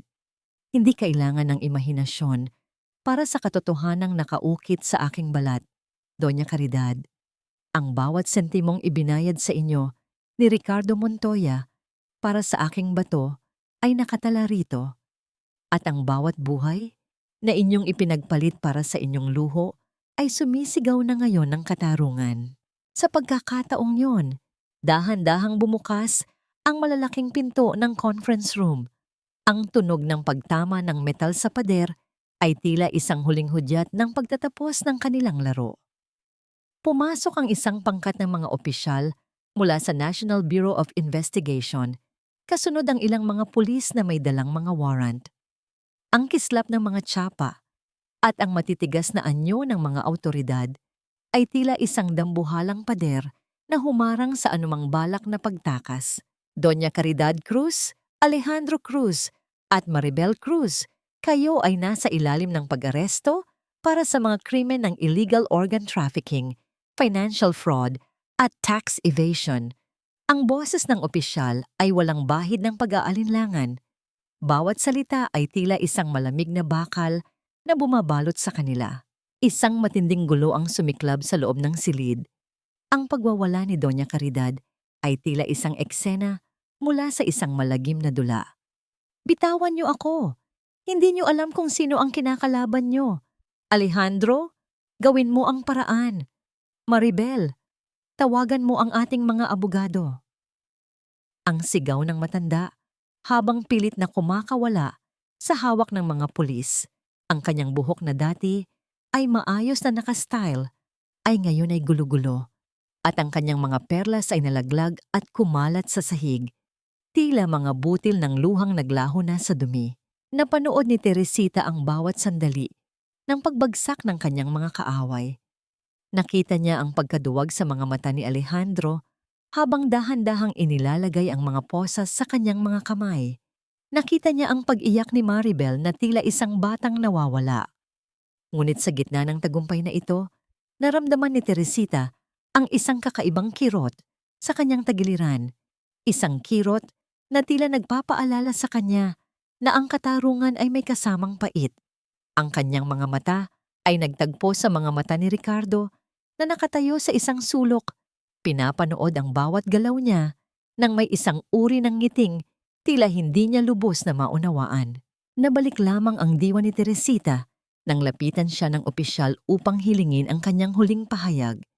Tumingin siya kay Alejandro na ngayon ay nakatungo at hindi na makatingin sa kanya. Wala nang galit sa puso ni Teresita, kundi isang malalim na awa para sa lalaking piniling maging alipin ng kasakiman kaysa sa pag-ibig. Isang huling katanungan ang pumasok sa kanyang isipan habang nakikita ang pamilya Cruz na inilalabas ng gusali sa harap ng maraming media. Tapos na nga ba ang laban? O ang pagpasok ng mga pulis ay simula lamang ng isang mas malalim na lihim na pilit itinatago ni Ricardo Montoya. Nang lumingon si Teresita kay Ricardo upang magpasalamat, nakita niya ang lalaki na may kausap sa telepono. Ang boses ay mahina, ngunit may dalang bigat. Nakuha na natin ang kumpanya. Ngayon, siguraduhin mong mawawala ang lahat ng dokumentong nag-uugnay sa akin sa Pamilya Cruz bago pa man makapagsalita si Alejandro. Ang mga salitang iyon ay tila isang malamig na patalim na dumaan sa puso ni Teresita. Ang tagapagligtas ba na akala niya ay kanyang sandigan ay isa ring manlalaro sa muro sa madilim na dula ng kanyang buhay. Ang bawat hakbang ni Teresita sa malamig at amoy disimplektanteng pasilyo ng kulungan ay tila isang paglalakbay patungo sa kailaliman ng kanyang nakaraan. Ang tunog ng mabibigat na rehas na bakal na tumatama sa kapwa-bakal ay tila isang paalala ng kalayaang tinatamasa niya ngayon, habang ang mga taong dating nagmalabis sa kanya ay nananahan sa likod ng mga pader na ito. Hawak niya ang isang maliit na folder, ang huling hibla ng ugnayan na nagbibigkis sa kanya sa Pamilya Cruz. Nang makarating siya sa silid bisitahan, bumungad sa kanya ang anyo ni Alejandro sa kabila ng makapal na salamin. Ang lalaking dati ay laging maayos ang suot at puno ng yabang, ay ngayon ay tila isang tuyong dahon, payat, maputla, at ang suot na kulay kahel na uniforme ay tila sumasakal sa kanyang natitirang dangal. Ang kanyang mga mata, na dati ay puno ng kasinungalingan, ay ngayon ay tila dalawang malalim na hukay ng pagsisisi at takot. Dahan-dahang kinuha ni Alejandro ang telepono upang kausapin siya. Ang kanyang mga kamay ay nanginginig ng husto. Teresita, akala ko hindi ka na darating. Salamat. Salamat sa pagbisita. Ang boses niya ay tila isang mahinang kaluskos ng papel, paos at walang buhay. Tiningnan siya ni Teresita nang may isang uri ng katahimikan na mas masakit pa kaysa sa anumang sigaw. Nandito ako, hindi para makinig sa iyong mga pasasalamat, Alejandro. Nandito ako para tapusin ang lahat. Inilapat ni Teresita ang huling dokumento ng kanilang annulment sa salamin. Ipirma mo ito. Ito ang huling piraso ng aking buhay na hawak mo pa. Kapag natapos ito, wala na tayong anumang koneksyon. Hindi na kita asawa at hindi na kita kaaway. Ikaw ay wala na sa aking mundo. Napahikbi si Alejandro. Ang kanyang noo ay sumandal sa malamig na salamin. Patawarin mo ako. Hindi ko alam na aabot sa ganito. Si Ricardo, Teresita, mag-iingat ka kay Ricardo Montoya. Akala mo ba ay nagkataon lang ang lahat? Siya ang naghahanap sa'yo. Alam niya ang tungkol sa atin bago pa man niya bilhin ang bato mo. Pinanood niya tayong mag-away. Pinanood niya akong itapon ka dahil alam niyang doon ka lamang lalapit sa kanya. Naramdaman ni Teresita ang isang kakaibang panginginig sa kanyang mga daliri, ngunit pinanatili niyang kalmado ang kanyang mukha.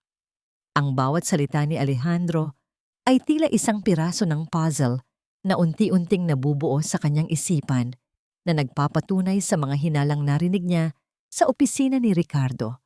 Ang tagapagligtas ba na akala niya ay kanyang anghel ay isa palang arkitekto ng kanyang pagdurusa.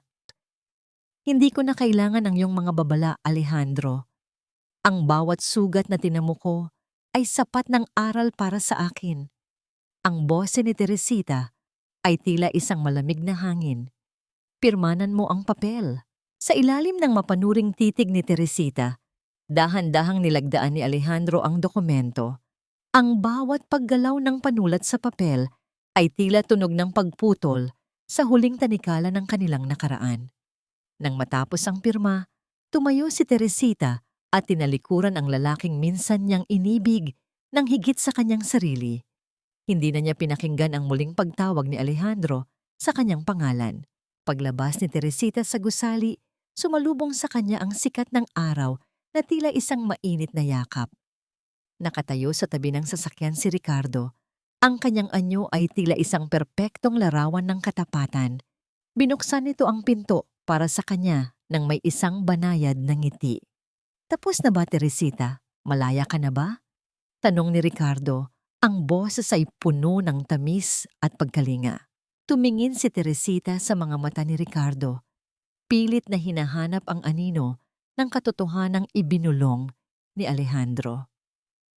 Sa sandaling iyon, naramdaman niya ang bigat ng folder sa kanyang kamay. Hindi lang ito naglalaman ng annulment, kundi naglalaman din ito ng isang maliit na recorder na lihim niyang itinago kanina. Kung totoo ang sinabi ni Alejandro, ang susunod niyang pakikipagtuos ay hindi na sa mga taong nagnakaw ng kanyang bato, kundi sa taong nagmamanipula ng kanyang buong kapalaran. "Malaya na ako sa kanila, Ricardo," sagot ni Teresita. Ang kanyang nangiti ay hindi umabot sa kanyang mga mata. Pero tila may isa pang tahi ang kailangang baklasin bago ako tuluyang gumaling. Sumakay si Teresita sa sasakyan at habang dahan-dahang umaandar ang makina, ang katahimikan sa loob ay tila isang nagniningas na mitya. Sino nga ba ang tunay na kaaway? Ang taong lantad na nanakit sa iyo o ang taong bumuo ng iyong muling pagbangon para lamang sa sarili nitong layunin? Ang bawat segundong lumilipas ay tila isang paglapit sa isang huling paghuhukom na walang sino man ang nakahanda. Hindi semento ang bumubuo sa pundasyon ng isang bagong buhay, kundi ang lakas na walisin ang bawat piraso ng nakaraan na pilit humahadlang sa iyong paghakbang. Ang boses ni Teresita sa loob ng kanyang isipan ay tila isang mahinahong awit habang pinagmamasdan niya ang malaking karatula sa harap ng bagong gusali. Morales Foundation, ang silungan ng mga bagong reyna.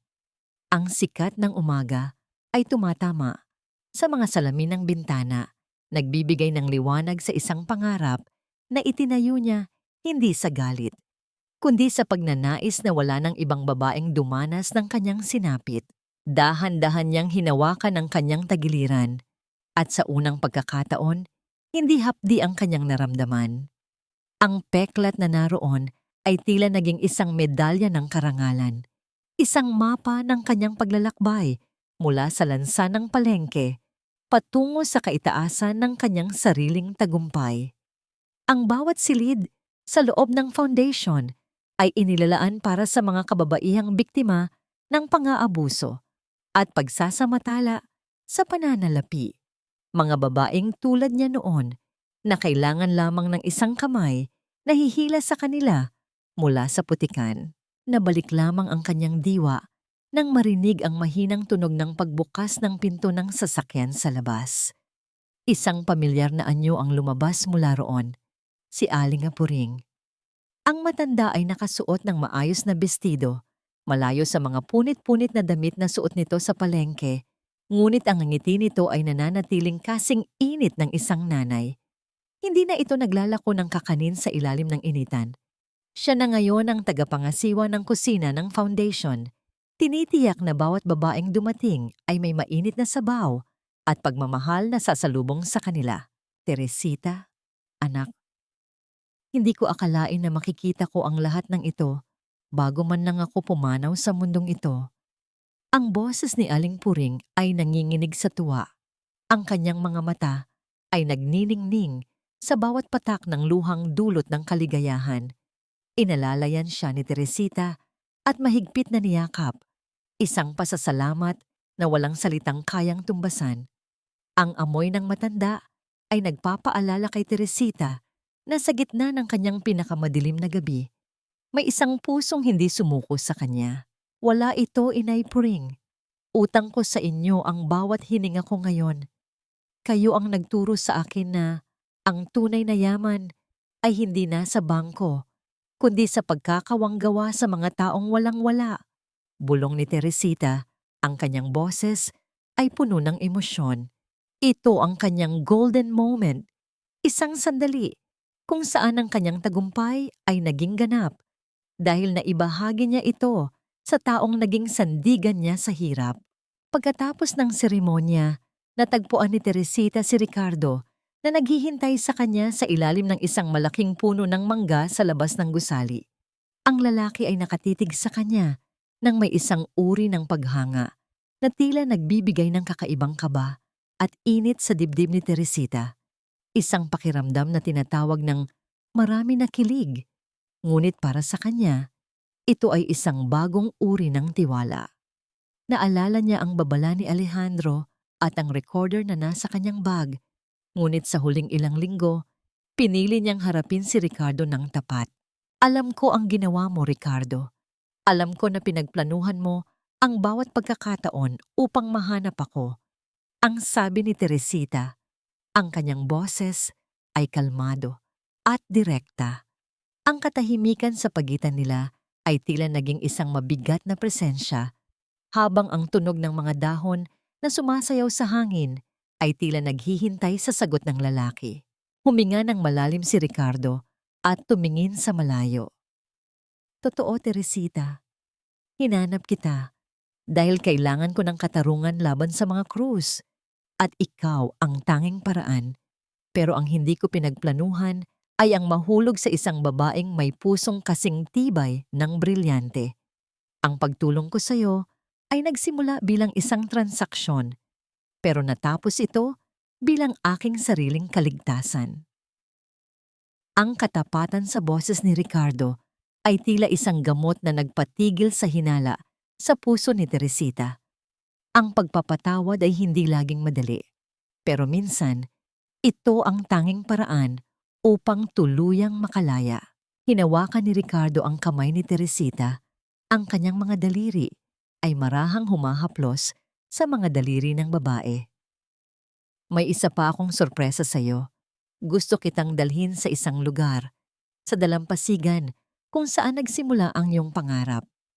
Mayroon akong gustong ipakita sa iyo bago matapos ang araw na ito. Ang kislap sa mga mata ni Ricardo ay tila isang paanyaya sa isang bagong kabanata na wala ng lihim at wala ng puot. Habang naglalakad sila patungo sa sasakyan, naramdaman ni Teresita ang bawat pintig ng kanyang puso na tila sumasabay sa ritmo ng bagong simula. Ngunit ano nga ba ang sorpresang naghihintay sa kanya sa dalampasigan? At handa na ba ang kanyang puso na tumanggap ng isang bagong pag-ibig matapos ang lahat ng pagkadurog na kanyang pinagdaanan? Ang dapit hapon sa dalampasigan ay tila isang pintura ng ginto at lila, kung saan ang langit ay dahan-dahang yumayakap sa malawak na asul na karagatan. Ang bawat pag-alon ng tubig ay may dalang himig ng kapayapaan, tila isang mahinahong paalala na ang bawat bagyo, gaano man ito kalakas, ay laging nagtatapos sa isang payapang dalampasigan. Habang naglalakad sina Teresita at Ricardo sa maputing buhangin, ang init ng papalubog na araw sa kanilang mga balat ay tila isang banayad na gamot na nagpapagaling sa lahat ng natitirang sakit ng kahapon. Huminto sila sa harap ng isang maliit na istruktura na yari sa pinakintab na kahoy at salamin, nakatayo sa mismong pwesto kung saan dati ay nakatirik ang sira-sirang stall ng isda ni Teresita. Ngunit sa halip na lansa at dumi, ang binalot ng gusaling ito ay ang bango ng mga sariwang bulaklak at ang ingay ng mga batang nag-aaral sa loob. Ito ang Morales Seashore Learning Center, isang paaralan para sa mga anak ng mga mangingisda. Ang pangarap na minsan ay ibinulong lamang ni Teresita sa mga alon nung siya ay wala pang kahit na ano. Dito ka nagsimula, Teresita, at gusto ko, dito mo rin simulan ang iyong bagong bukas. Ang boses ni Ricardo ay tila isang marahang hanging umiihip, puno ng paggalang at isang uri ng pagmamahal na hindi humihingi ng anumang kapalit. Inilabas niya ang isang maliit na kahon mula sa kanyang bulsa, ngunit sa halip na singsing, isang gintong medalyon ang naroon. May nakaukit na imahe ng isang babaeng nakatayo sa gitna ng unos, matatag at nagniningning. Hindi ito tanda ng aking pagmamay-ari sa iyo. Ito ay tanda ng iyong sariling tagumpay. You are the queen of your own sea now. Naramdaman ni Teresita ang pag-init ng kanyang mga mata. Ang mga luha ng kaligayahan ay dahan-dahang gumuguhit sa kanyang mga pisngi. Hinawakan niya ang kanyang tagiliran. Sa mismong peklat na dati ay tanda ng kanyang kahihiyan.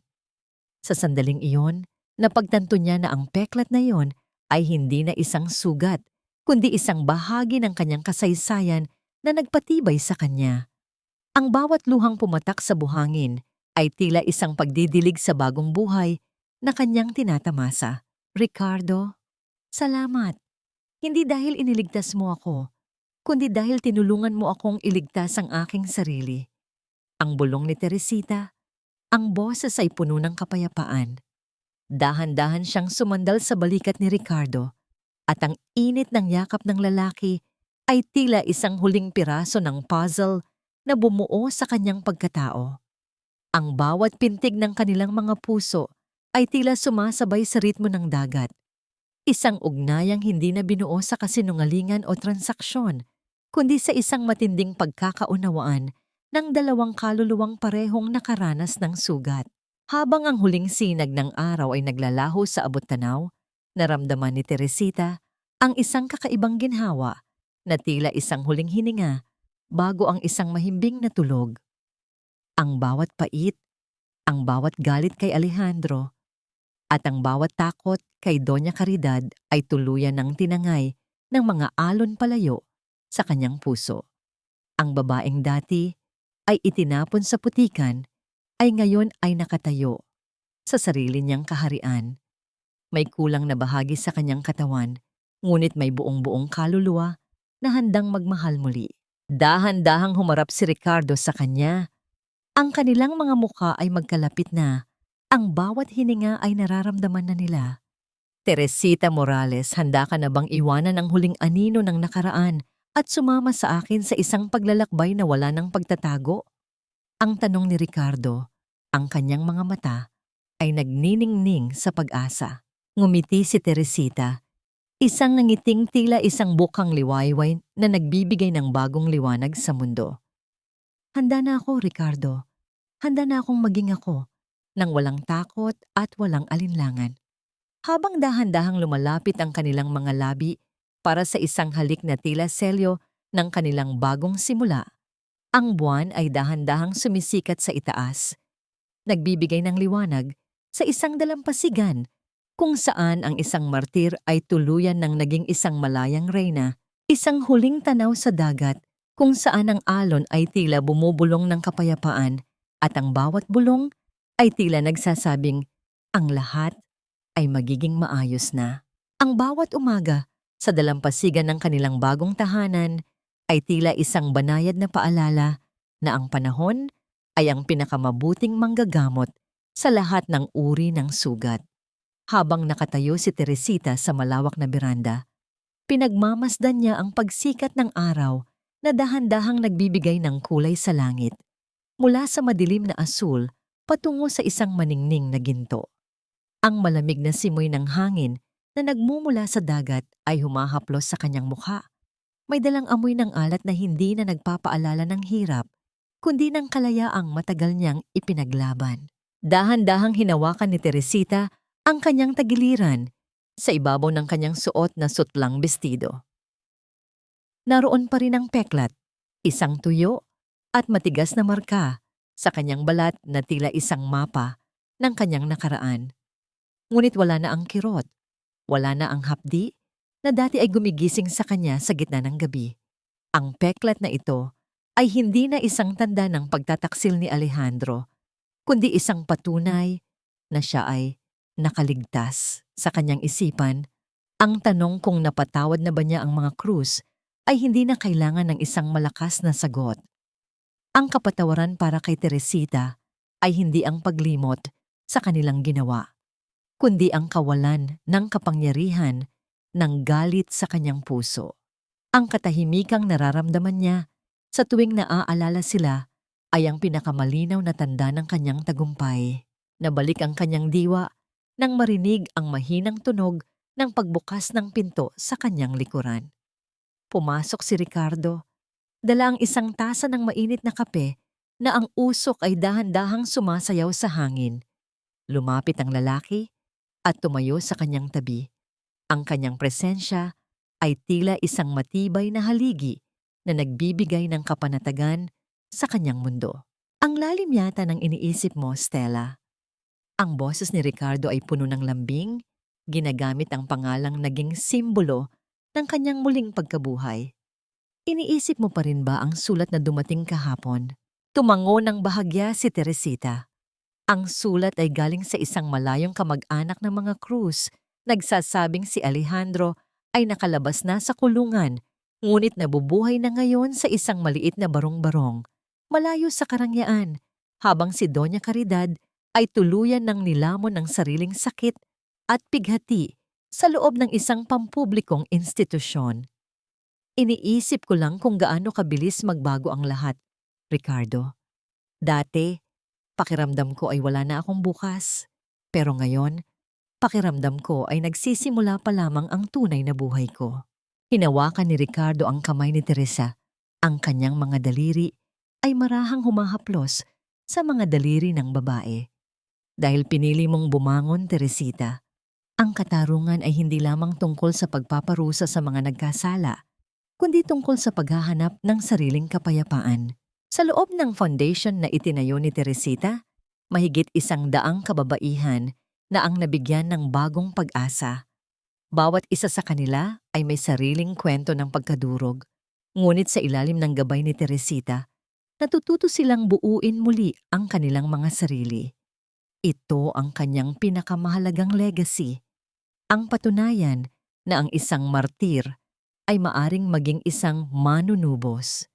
Ang kanyang sakripisyo noon ay hindi nawalan ng saysay dahil ito ang naging binhi ng isang mas malaking layunin na nakatulong sa marami.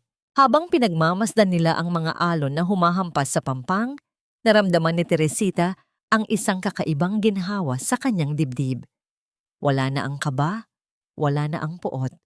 Ang bawat piraso ng kanyang katawan, kabilang ang bahaging wala na sa kanya, ay tila nagkakaisa sa isang tahimik na pasasalamat. Ang aral na natutunan niya ay malinaw. Ang tunay na pagmamahal ay hindi dapat humihingi ng kabayaran, ngunit ang tunay na pagpapahalaga sa sarili ay hindi dapat pumapayag na maging biktima ng kasakiman ng iba. Sa huling sandali ng umagang iyon, bago sila pumasok sa loob para simulan ang kanilang araw, lumingon muli si Teresita sa dagat. Ang bawat bulong ng hangin ay tila nagsasabing ang bawat sugat ay may katapat na lunas at ang bawat pagkakanulo ay may katapat na pagtubos. Ang babaeng dating nagtinda ng isda sa putikan ay ngayon ay isang reyna ng sarili niyang tadhana, nakatayo ng matuwid, humihinga ng malalim at handang harapin ang anumang bukas ng may ngiti at buong-buong puso.